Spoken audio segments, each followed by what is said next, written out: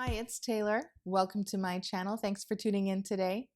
Today I'm going to talk to you about sexual polarity. I don't know if you've heard this concept, but it can be a little bit difficult to apply it in real life, even just to understand it generally. But the simple way of defining sexual polarity is really looking at the complementarity between men and women. And so I've spoken about this before, but it's really important to first recognize that men and women both have masculine and feminine energy or traits internal to them, right? You're not just feminine traits as a woman, you're not just feminine traits or masculine traits as a man. So you have both elements if you want to characterize certain behaviors, certain emotions or energy as positive or negative, feminine or masculine. It's really inclusive of all of that inside a healthy person. So it's not excluding the opposite in the person's characterization point blank, but a man who's heterosexual is going to have more masculine qualities than a woman if he's healthy. And the complementary is true for women. If she's healthy, she's going to have more feminine qualities than masculine qualities. And so a lot of times what we're seeing now that I'm working with people is men that have too many feminine qualities and they're out of whack, or women that have too many masculine qualities and are out of whack. So first things first is getting each person to a healthy equilibrium and a balance. And that doesn't mean 50-50 or 100-100. It just means for their unique personality, getting them to a state of equilibrium. That could be some combination of that, but in a state that flows gracefully or firmly for them. So now that they are in a place where they are healthy and have the right amount of both, then it's going to be, how do you merge with another person who you desire, who you care for, and who you are compatible with? And so as you are dating someone and spending time with them in a relationship, then it's going to be easy to get complacent. And when you're not mindful of this sexual polarity, usually what happens is the woman softens the man.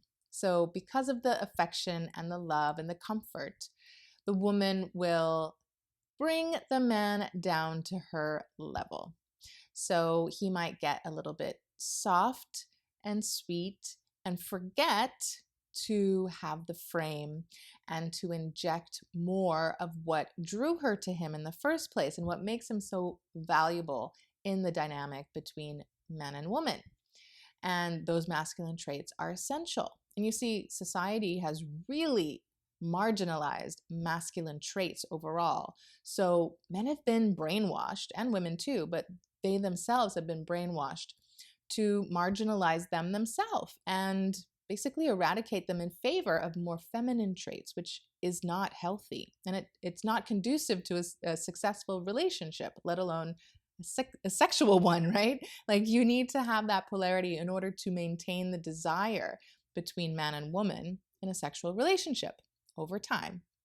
So that's why I encourage the men to really take responsibility for this, because yes, you want women to be aware of it, but you want women to be women, so they're going to be soft and affectionate. So the man really needs to have the self-control and the wherewithal to push back on that in order to have a right balance of that, but hold back or create opportunities for a little bit of the tension, a little bit of the teasing, a little bit of the push and the pull to create that sexual polarity. So here's an example.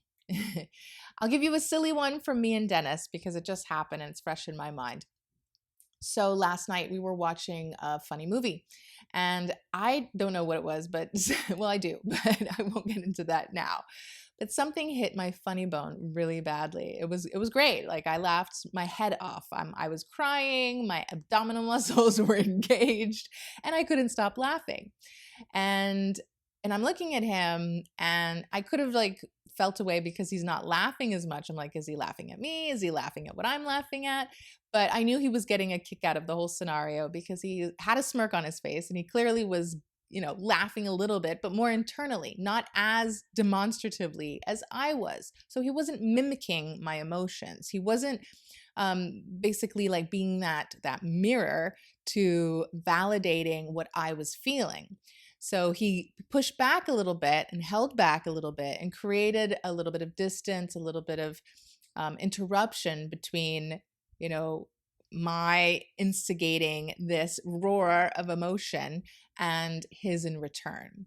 And so that might seem really trivial and somewhat of a benign example, but it shows you how in just a regular moment, having those firm boundaries there really helped me express myself freely, but also see him as a different entity in which I could respect, because he's not just going to let me, you know, sort of have my way with him, you know, like he, just because I'm feeling a way doesn't mean he feels that way. So I don't get away with whatever I want, right? Like, not that I'm spoiled or entitled or anything, but in general, as a woman, we're talking generally again. Like if a woman wants something or she's enthusiastic about something, he doesn't just jump whenever she asks for something. He's going to be measured about his response. So here's another example that one of my clients gave, and I thought it was a really good one. So let's say it's a new couple, they're dating, they're really interested and enthusiastic about each other, very attached and appropriate, very healthy connection, but it's still in the early phases and the man has children. He's a single dad. And so clearly the woman wants to be included. She wants to meet the kids. And, you know, she knows that there's a time and a place for that. But ultimately, her heart really wants to be at that point in the relationship. And perhaps the man does too, right? Like the man also feels the affection, but he needs to be the nice, firm rails, right? The structure of the relationship, so that he can pause and delay that validation for her and for him, but more so for her, right? And say, you know, this is definitely the direction I assume we're going in, and I'd really like to have that happen as well, but in the right time and at the right pace. And right now it's too soon. I don't want to rush that. And to just say it very calmly and matter-of-factly and tactfully and tenderly, right? He doesn't have to explain. He doesn't have to, you know, protect her feelings of disappointment. He can manage that.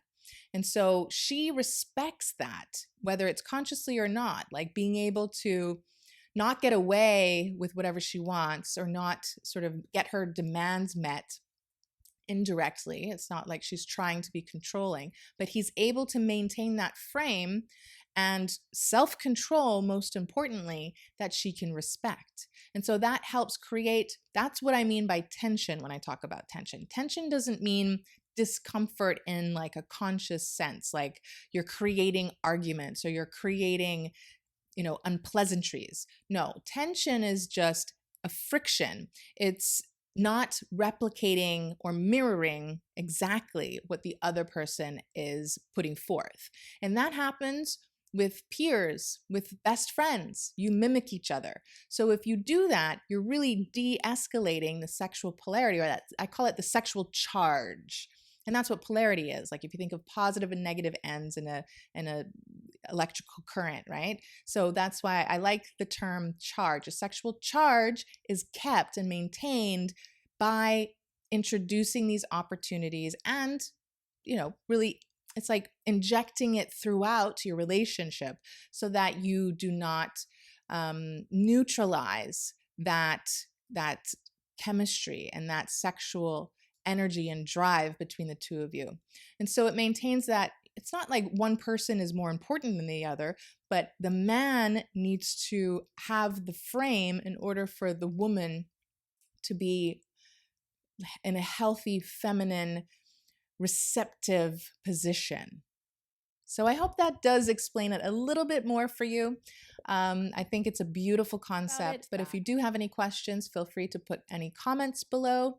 And don't forget to subscribe to the channel, like this video, and click on any of the links below if you're interested in connecting in any other way on the other platforms. I have a great Telegram channel that's still for free. I have my book, my workbook, and I have my email coaching. So take a look and reach out and I'll help you. I'm here to help.